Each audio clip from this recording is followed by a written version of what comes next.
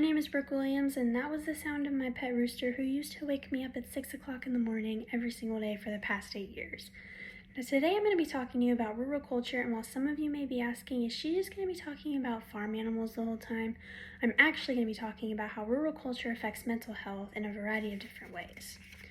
With the majority of us residing in Texas at the moment, you could see how it's really possible that you could interact with somebody who's a part of rural culture or affected by rural culture. I've been a part of rural culture for the past 21 years, growing up in a small town with less than 3,000 people. I decided to look into how that would affect mental health.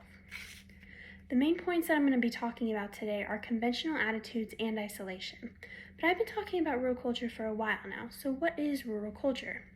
Rural culture is when there is a low ratio of inhabitants to land. For example, my grandparents own 100 acres of land, so you don't have to worry about any neighbors. As Dr. Kay Slama wrote in her research in the Minnesota Psychologist in January of 2004, that there is a continuum or levels of rural culture. For example, towns could have 15,000 to 50,000 inhabitants, less than 15,000, or even mine of less than 3,000. The point I'm trying to make is that the farther down on the continuum that you go, the more likely you are to internalize and reflect rural culture, says Dr. Slama. In other words, the smaller the population, the more likely you are to be rooted in rural culture. So the smaller a population adopting rural culture, the more likely you are to be mentally affected by conventional attitudes and isolation practices. Have you ever had your mom tell you to sit up straight, say yes ma'am, no ma'am, and to act right in public? Everything that she said is what would fit into what she deems as conventional standards. In other words, mother knows best. There's an effect that happens in lower population densities in rural culture.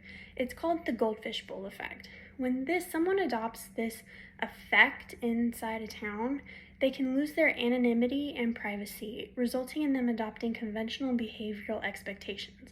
So if you have a mental illness or a mental issue that you're dealing with, then you're more likely to hide it in order to fit in with society. And this can result in someone being less open and worried about their illness getting out and being the talk of the town.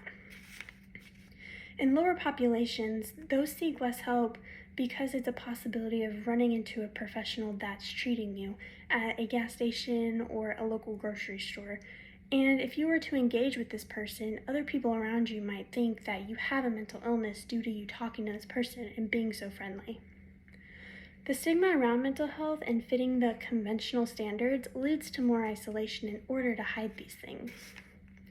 Isolation can result in rural culture due to not having the population big enough for professional support systems. In other words, they keep it all in the family. This can also be an issue because a common family pattern is that they don't express their feelings or emotions, and you're keeping everything to yourself in order to fit the conventional standards. This can lead to higher rates of sex and drug activities in order to cope.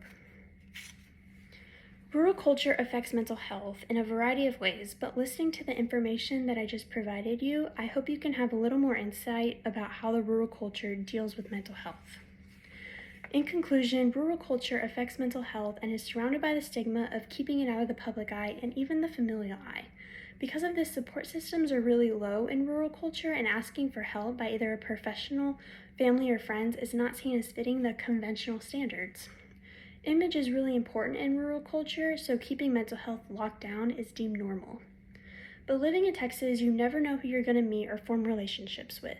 Having knowledge about how rural culture affects mental health could not only save your relationship, but you could also save that person who most likely did not grow up with someone who set aside the stigma and asked for help when they needed it.